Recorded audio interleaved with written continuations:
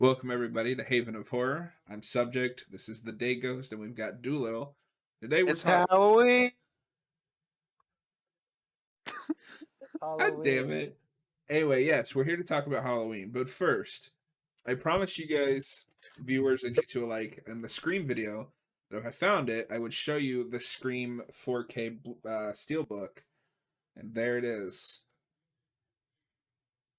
And Austin's like, I can't see it. Let me try to get some more light. Where's my mouse? I can see it. Anyways, get that shit out of here. It's There. Halloween. We So see on it the now. front, it's got the knife with ghost face. But my favorite little touch is on the back. It's got the phone. This is what's your favorite scary movie? But Yeah. anyway, yeah. If you guys haven't bought the slasher movie that inspired better slasher movies, um, Nope. yep, Literally on your own on that one. I am Oh, fine with that. I am perfectly okay with that. yeah. Austin, I'm gonna let you tell us about Halloween because I know you love this movie for some reason. Gotta sit up for this one.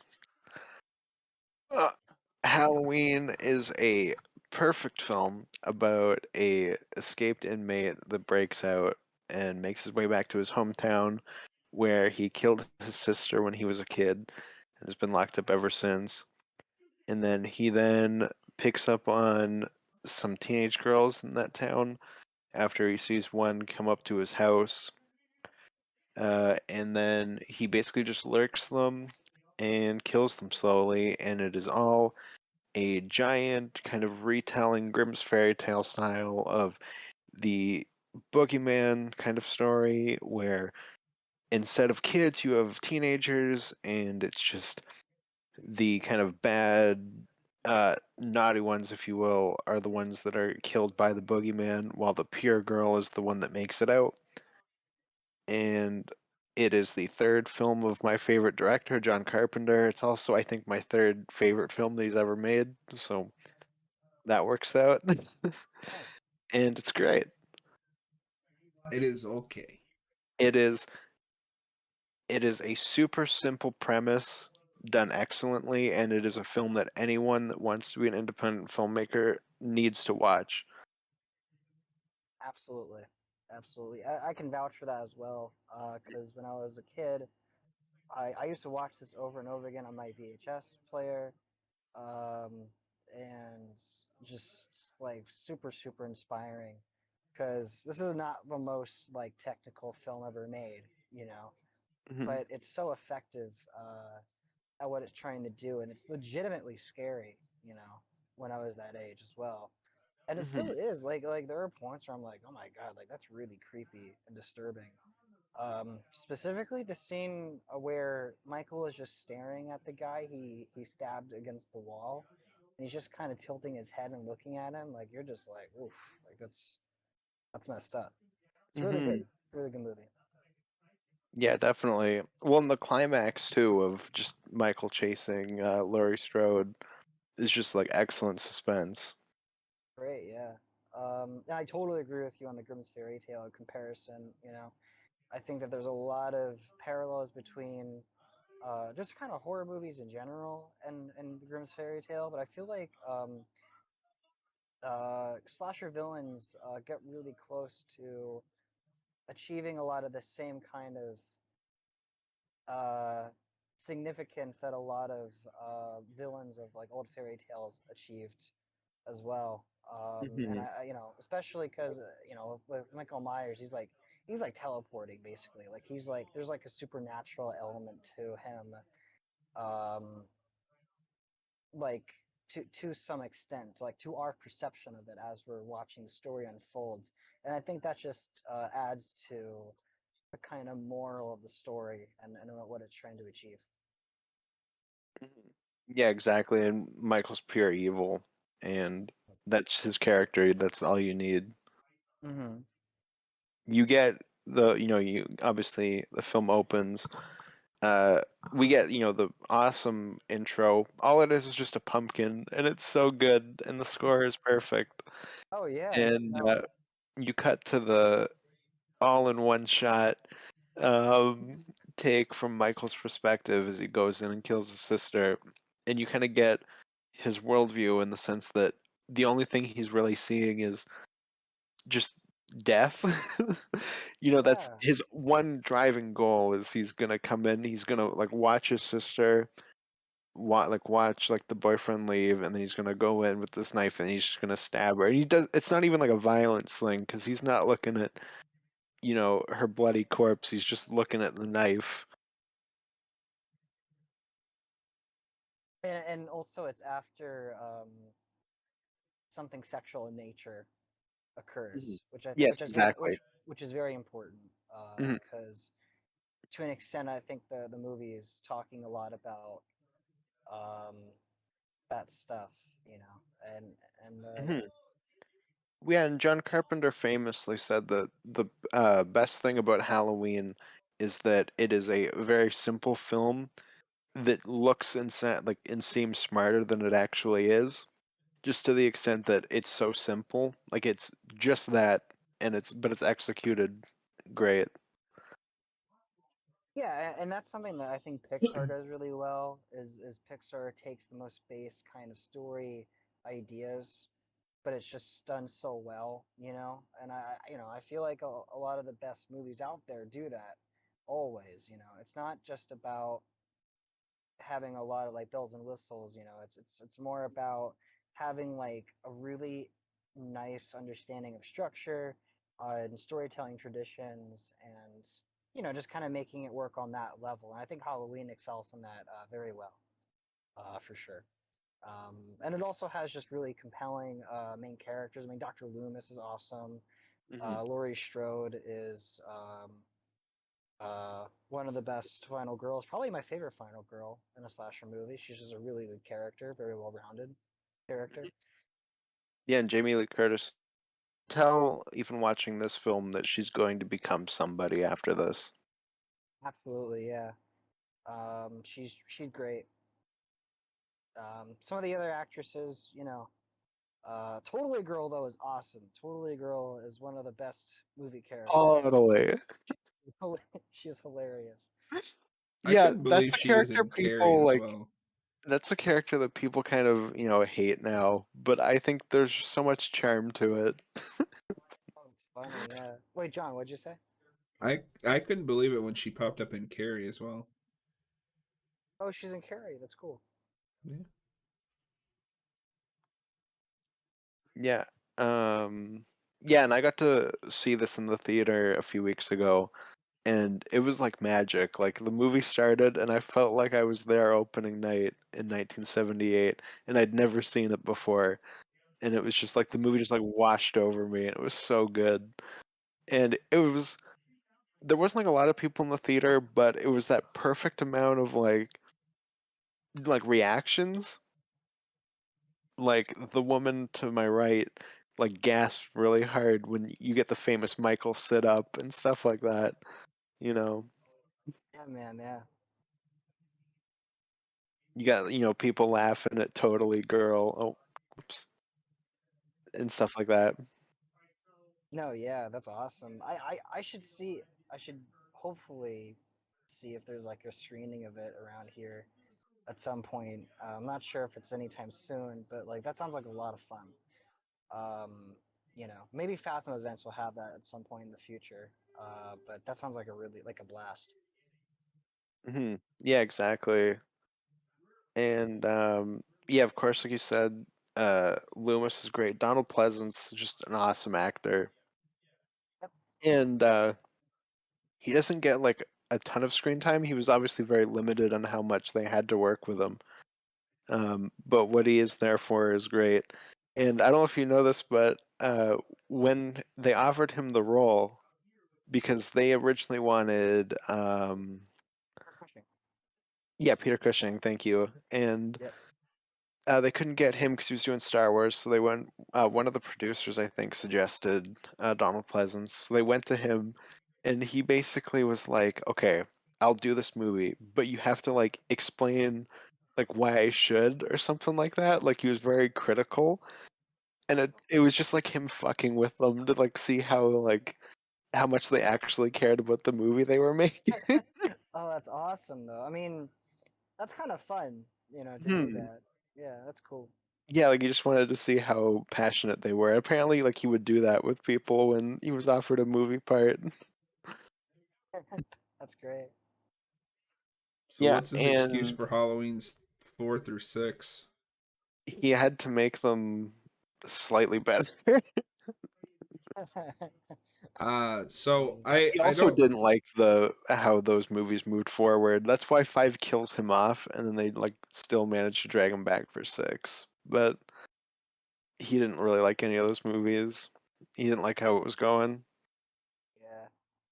Yeah. Also, of course, because you have we said like the Totally Girl and stuff like that, and like the Loomis stuff. That's kind of where the writing in the movie like breaks off between John Carpenter and Deborah Hill, where Deborah Hill brought like the teenage girl stuff with all those characters, and John Carpenter brought all of the kind of like Loomis talking about evil and stuff like that, which actually like came from a place because as a kid he had a field trip to a I think it was like an insane asylum, and the Oh kind of God.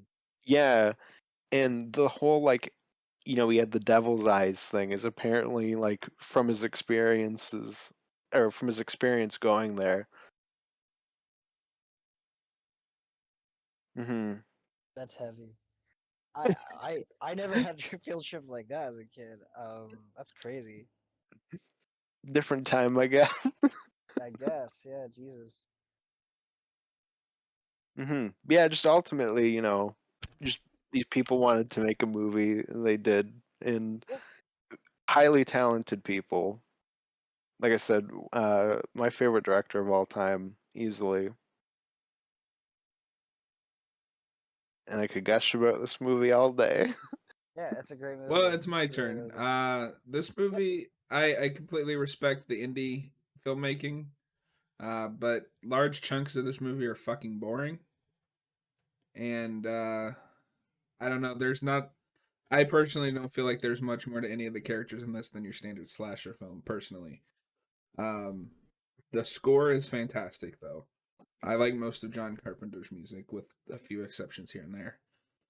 And I think the I think the boogeyman aspect is a uh, is Yeah, a he was like, cool fuck your opinion. is a cool idea, but I think it's restricted by the budget because I think Halloween 2018 gets the boogeyman thing better than this movie. Um, 100% disagree. Like, not even close. This film has a point to Michael's actions, and the fact that he like lurks around, I think, also adds to that. Like, he's the shape for a reason. Like, you see him, and he's just like this shape. He's not a person. He's just the shape watching you from a distance, and he's slowly moving in. And it's not just he runs around killing people because oh, gore, violence, isn't that cool? Every single character's fate has a purpose. It fits into that Grimm's fairy tale idea. And like I said, all of the kind of naughty characters, the ones who are impure, but aren't are you the the ones one who are constantly killed. saying the point of Michael Myers is he has no point?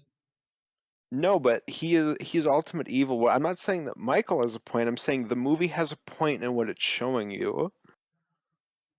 But I feel like if the point is he's supposed to have no motivation, having him focus on the same three characters gives him motivation. No, he's literally he sees these people and is just following them. Like he's zoned in, he's locked a target, and he is just going for those people. Yeah. There's no discernible reason for it. He just kind of. It's literally just Lori walks up to his house, drops a key off, he sees her and locks in. Like he's like, that's the I target. will I'm going also after that person. I will also admit some of this is going to be a taste issue. I prefer the trashier, Friday the 13th, Nightmare on Elm Street, The um, movies that ripped this off.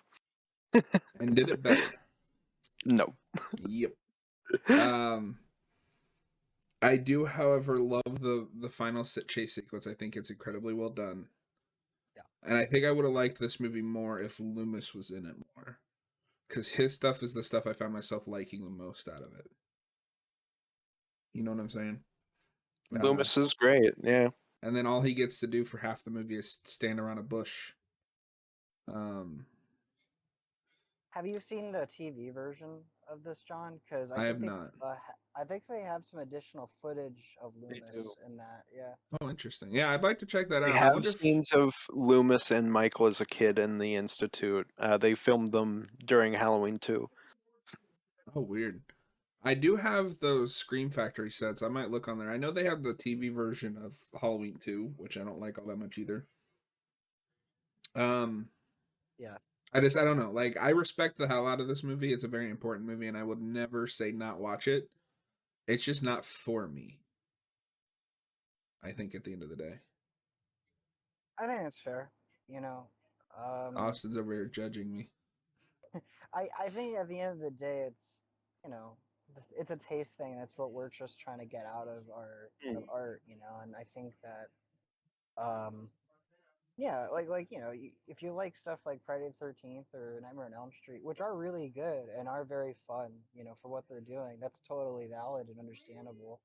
And I'm also not saying that like Halloween is like high art. Like it's still fun in some of those same ways, but I really appreciate it for what it's doing on a narrative level a lot. Given kind of how I do think also to an extent for me personally, some of that is just like um, appreciating it on a filmmaking level, like from an independent film level, but also from kind of being informed by fairy tales and specifically, you know, the Grimm's fairy tales and the kind of brutality of a lot of that stuff, you know, and I think that this movie does a really good job recapturing a lot of that Mhm. kind of energy.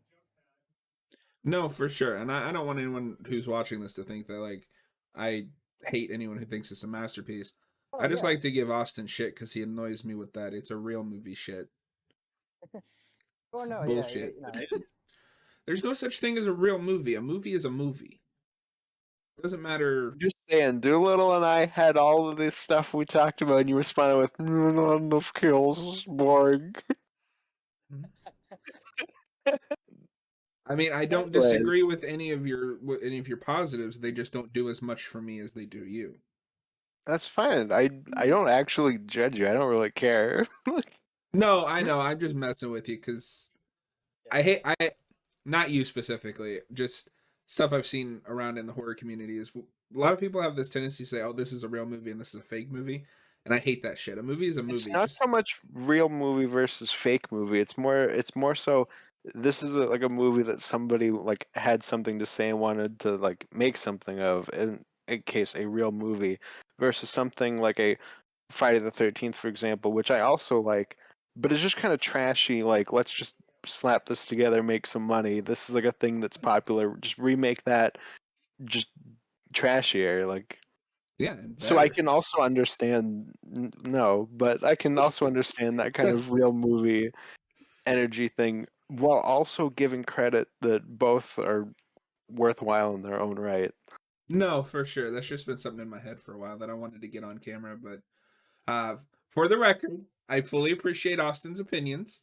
I don't always agree with them, but there's a reason I keep asking him to come back. Yeah, Don't I want you mean, to think I'm attacking you here, buddy.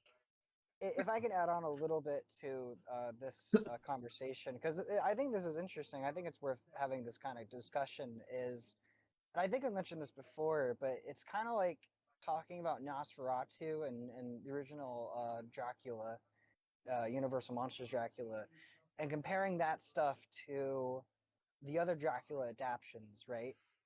Where Nosferatu and the Universal Dracula were just adapting that book and were very kind of pure in their intentions, and they weren't really. And this is the important part. They weren't caught up in the tropes just yet. They weren't caught up in trying to appease genre. You know, they were strictly adapting that book and trying to say something interesting given the material they had nowadays. And there are lots of really great adaptations of Dracula out there, you know, but you can definitely tell the difference in the attitudes and in the way that it is adapted. Doesn't mean that it's bad, it's just different. Um, and I think that that is something very worth and kind of relevant to this kind of proto slasher versus just slasher discussion that we're having a little bit. Absolutely. And I think that was always bound to come up with Halloween because obviously it's one of the proto slashers with like would you say Alien and Texas Chainsaw Massacre and Black Oh, Christmas. it is to slashers what Spider-Man 1 is to superhero films in that it It creates a lot immediately of the tropes. nails that 100%. This is exactly what the trope is, and everything after that is basically just looking at this. Although, Yeah. and this is also where Austin's going to disagree with me. I think Nightmare on Elm Street does some of the Boogeyman stuff better than this movie does. I think. It's no. Some of it might just be because they have the dream like conceit. Um, but I don't know. I've always just found Freddy scarier, That's fair. or at least in that first movie. Then he Yeah, starts. after that he becomes a goofball, Yeah. but I just mean in that first movie. I don't mean as a franchise, but as a franchise, Halloween sucked anyway. So I mean, it's got like yeah, two good no. movies As all a to make it up. franchise, Halloween is awful. Like the worst of the worst as a franchise. You I'm get just you get a masterpiece, you get a really good movie that I like that is a cult classic with 3, and then you get 2018, which is pretty good, and that's basically it. yeah. You get 2018. You get the movie that you had to have before it, and then I haven't seen 3 yet. I would love to see 3 though. I might try to do that before October's over. But anyway, this review has gone on way too long. Again, Austin, I hope. Score thing I also wanted to mention. They screened this at I think a college before Carpenter did the score, and it was like a screening plus Q&A. I think is what it was. Mhm. That or just maybe one of the kids like approached him afterwards. I'm not entirely sure. No, I think it was a Q&A, and the audience like completely rejected it. And I think there was like one woman that got up and was like, "You have the ability to make a movie, and you chose to make like a grindhouse like trash film." And Carpenter was just like, "Oh my god!" Like I was like just so bummed out. Yeah. That's a shame because like I don't even obviously historical perspective, but I can't imagine thinking that's a grindhouse movie. It's No. way too like clean and I don't know what the word is, Well, but just because it's, I guess, still before the era of like just have somebody going around killing people. yeah, but it's It's not okay because we lack. eventually got Jason and he finally showed Yeah. Michael how it's done. No. Michael's a bitch. Um, but it's not like it's Last House on the Left. Like it's not like that gratuitous. Like Yeah, it's not that's 40 minutes of 2 women being raped over and over again, which is just what Last House on the Left is. yeah, Well, that's how you it's got a noticed back then. You just made the most shocking thing you could. Wait Well, till you watch. Wes Craven did direct a porno before he did any like actual like Wait till you film. watch. I Spit on Your Grave. Yeah, I mean, I'll get Jesus there Christ. eventually. I don't know how you'd It's like that. I know you like the slashers and stuff, but I can't. I don't know if you like the trashy like grindhouse stuff. I mean, I didn't hate Last House on the Left. It's just like a rough watch. it's just It's really not like really an rough. enjoyable film, yeah. Yeah, for sure. I Spit on Your Grave is also like a pretty like rough watch. It's not pleasant at all. Mhm. I've only Yeah, seen the remake, but the remake is also really brutal. I've only seen the original. But anyway, I do want to just say again, score is awesome, and I hope nobody thinks I'm attacking Austin because I'm not. And the theme is a simple bongo beat that his dad taught him to teach him how to like play drums when he was a kid. That's all it I is. I am It's giving so this good. I am giving this a 3.5 out of 5. And I don't know, do we even need to do the rest of the scores? I know what you guys are going to give it. 5. Yeah, I'm gonna say 5. All right. Well, that was our review of Halloween. Most of it was just Austin rambling incoherently. Oh, can I say something about Go ahead. Michael quickly before we do it? Sure. Um, I love how he's played by like multiple people throughout the film. Obviously, Nick Castle's the most famous one. He's like the regular one. Um, but you do get great stuff where he's played by like stunt coordinators and like he's played by like a set guy when he breaks through the closet door, and like a dog trainer when he grabs the dog, and you like can't tell like that it's different people. Yeah, it's that's really well really done. impressive. Yeah. Even Deborah Hill got to play him at the beginning. I also do want to talk about just real quick the poster because it's one of the best movie posters ever. So good. Yeah, It is It's really so good. simple. It's just the movie. Like it's super simple, but it's great. yeah. Yeah. There's I don't also know, there's like a face in the hand. Austin. One of these days, That's like the nose, the mouth, eye. me and you is just gonna have to like watch Halloween. Maybe one day this will click with me, but who knows? But anyway, that was Oh, our review. For, also the opening shot where he walks through is fantastic, and they couldn't get it to work properly. So first off, that opening shot was the last thing they filmed. So the Michael Myers house is like super rundown and trashy, right, throughout the movie. And then they had to make it look like a house that was lived in. So every single person involved with the film, even like Jamie Lee Curtis, had to come in and rebuild this house so that they could film this final scene, like this opening. So they had to spend the day like putting this house back together. And okay, then they couldn't get that one shot right, so it's just like 3 takes put together, but it's okay, awesome. hard cut off. Thank you guys for watching. Austin, maybe we'll we got to do a commentary for this at some point. You got to hit me Yeah, up next time you're free. That way you can talk more about nonsense with this movie. But Josh or Doolittle and Austin, thank you guys for hanging out. My brain is a little fried, but we've got one more review to do tonight, so we will talk at you guys later. yeah. Yeah. See ya.